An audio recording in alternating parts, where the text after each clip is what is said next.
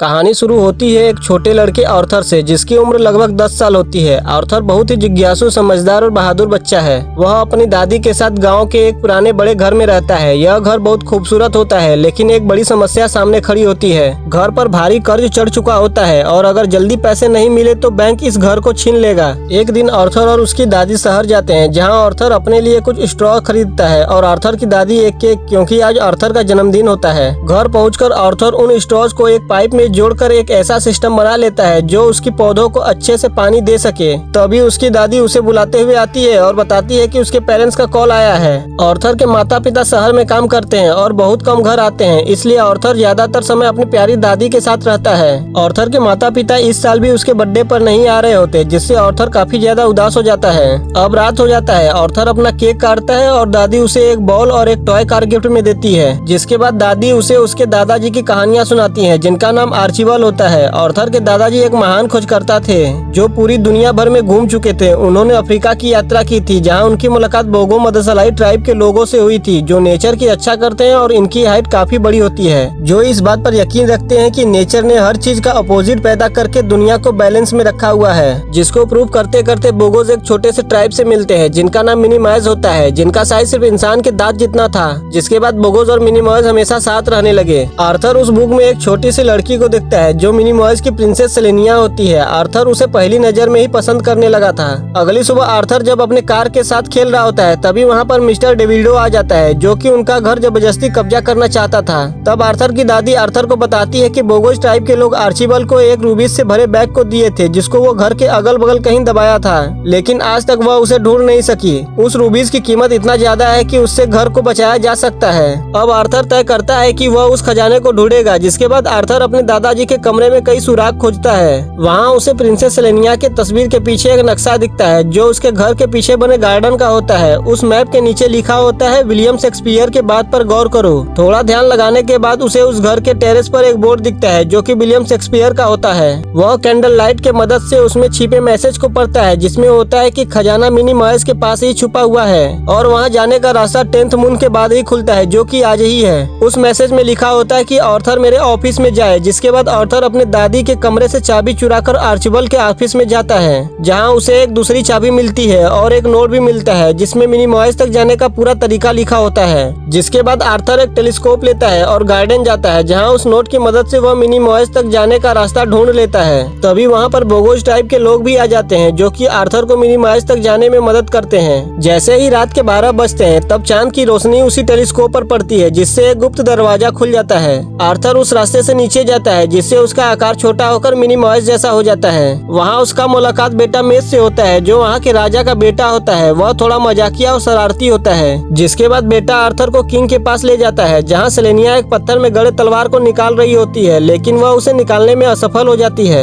Arthur अपने और अपने दादाजी आर्चिबल के बारे में किंग को बताता है। तब किंग कहता है कि आर्चिबल मेरा एक अच्छा दोस्त था। किंग आर्थर को यह भी बताता है कि मिनीमाइज को एक माल्टा जार्ड नाम के मिनीमाइज से खतरा है। वो इसको इविल एम के नाम से बुलाते हैं। आर्चिबल इविल एम को रोकने गया था, लेकिन वहाँ से वह कभी भी वापस नहीं आया। तभी वहाँ पे इविल एम के सिपाही हमला कर देते हैं। तब आर्थर उन सबकी मदद करता है और वह उस पत्थर में गड़े तलवार को भी निकाल देता है, जिससे वह इविल एम के सिपाहियों से बहादुरी से लड़ता है और उन सबको हरा देता है और सबका हीरो बन जाता है। राजा बताते हैं कि जो खजाना आर्थर ढूंढ रहा है, वह वास्तव में आर्चिबल ने सुरक्षित रखा था, ताकि गलत हाथों में न जाए। लेकिन उस खजाने तक पहुँचने के लिए पहले माल्टा जार्ड को रोकना होगा। जिसके बाद आर्थर, सेलेनिया और बेटा मेज एक लंबी यात्रा पर निकल पड़ते हैं। दूसरी तरफ आर्थर के दादी को भी पता चल जाता है कि आर्थर कहीं गायब हो गया है, जिससे वह काफी उदास हो जाती हैं। इधर आर्थर, सेलेनिया और बेटा एक बस स्टॉप तक पहुंचते हैं, जहां वह माल्टा जार्ड जाने तक का रास्ता पूछते हैं। तब उस बस स्टॉप का ऑनर उन्हें एक अखरोट में बिठाकर आसमान में उछाल देता है, ताकि वह सब माल्टा जार्ड तक पहुंच जाएं। लेकिन रास्ते में ही उनसे एक मक्खी टकरा जाती है, जिससे वह तीनों नदी में गिर जाते हैं। मिनीमाइज को तैरना नहीं आता है, इसलिए वह पानी से बहुत डरते हैं, लेकिन आर्थर अपने तेज दिमाग से उन सबको बचा लेता है। तभी वे सब वहाँ इविल एम के सिपाहियों को देखते हैं, जो आर्थर के स्ट्रॉ के द्वारा बनाए गए सिस्टम में से स्ट्रॉ को काटकर अपने साथ ले जा रहे होते हैं। उनका मकसद होता है कि उन स्ट्रॉ की मदद से मिनीमाइज के किंगडम में पानी भर देना, जिससे सारे मिनीमाइज डूब जाएं और मारे जाएं। सेलेनिया भी यह समझती है। जिसके बाद तीनों एक स्ट्रॉ में बैठ जाते हैं, ताकि वह इविल एम तक पहुँच जाए। लेकिन उन्हें एक मिनीमाइज देख लेता है, जो उन तीनों को एक बार ओनर के पास ले जाता है, जिसका नाम मैक्स होता है। जहाँ मैक्स उन तीनों की अच्छी खातिरदारी करता है और सेलेनिया सेलेनिया के साथ डांस भी करता है। तभी वहाँ पे इविल एम का बेटा डार्कोस आ जाता है, जो आर्थर और सेलेनिया पर हमला कर देता है। अब डार्कोस और तीनों के बीच लड़ाई शुरू हो जाती है। तभी मैक्स बड़ी चतुराई से वहाँ की लाइट ऑफ कर देता है, जिससे हर तरफ अंधेरा हो जाता है। जिसके बाद मैक्स उन तीनों को एक टनल तक ले जाता है, जो सीधे इविल एम के पैलेस तक जाता है। जिसके बाद आखिरकार वे तीनों इविल एम के डरावने किले तक पहुँच जाते हैं। यह जगह अंधेरी और खतरनाक होती है। वहाँ पहुँचने के बाद सेलेनिया खुद अकेले इविल एम को रोकने का फैसला करती है और आर्थर को उसके दादा के खजाने को ढूंढने को बोलती है, लेकिन आर्थर उसे अकेले जाने नहीं देता। तब सेलेनिया आर्थर को किस करती है और कहती है, अब हम दोनों हस्बैंड और वाइफ बन चुके हैं, यानी अगर मैं वापस ना आऊँ तो तुम मेरी जगह किंग बन जाओगे। ये कहकर वह अकेली वहाँ से चली जाती है। तभी डार्कोस उनकी आवाजें सुनकर वहाँ आ जाता है। वह बेटा और आर्थर को कैद करके जेल में बंद कर देता है, जहाँ पर आर्थर की मुलाकात अपने दादाजी से होता है। वे दोनों एक दूसरे को देखकर बहुत ज्यादा खुश होते हैं। जिसके बाद आर्चिबल बताते हैं कि मैंने ही इन सबको वाटर सिस्टम के बारे में बताया था,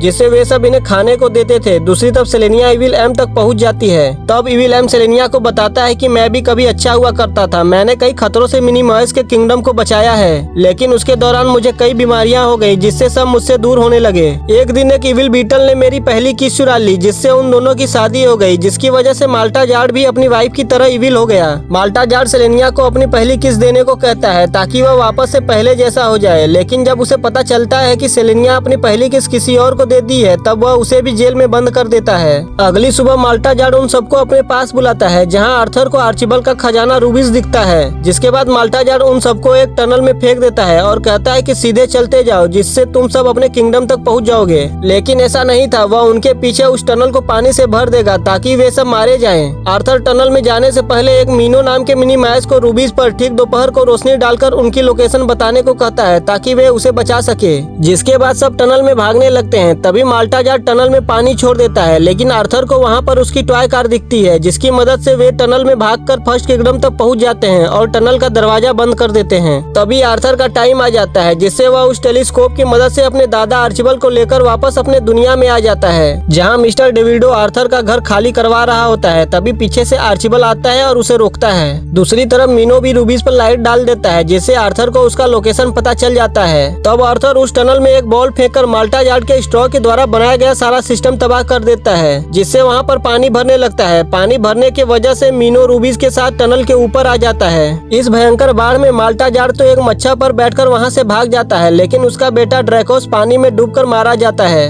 दूसरी तरफ आर्थर को रूबीज मिल जाता है और वह उसे ले जाकर आर्चिबल को देता है। आर्चिबल एक रूबीज को डेविडो को देकर अपना सारा कर्ज चुका देता है, लेकिन डेविडो के मन में लालच था। वह एक गन निकालता है और सारे रूबीज को लेकर भागने लगता है। तभी वहाँ बोगोस टाइप के लोग आ जाते हैं, जो उसे रोक लेते हैं और पुलिस के हवाले कर देते हैं। जिसके बाद आर्थर एक स्ट्रॉ की मदद से मीनो को मिनी मॉयस की दुनिया में वापस भेज देता है। फिर आर्थर और सेलेनिया दोनों एक दूसरे से वादा करते हैं कि 10th मून के बाद वो दोनों एक दूसरे से मिलेंगे, और इसी के साथ ये मूवी यहीं समाप्त हो जाती है।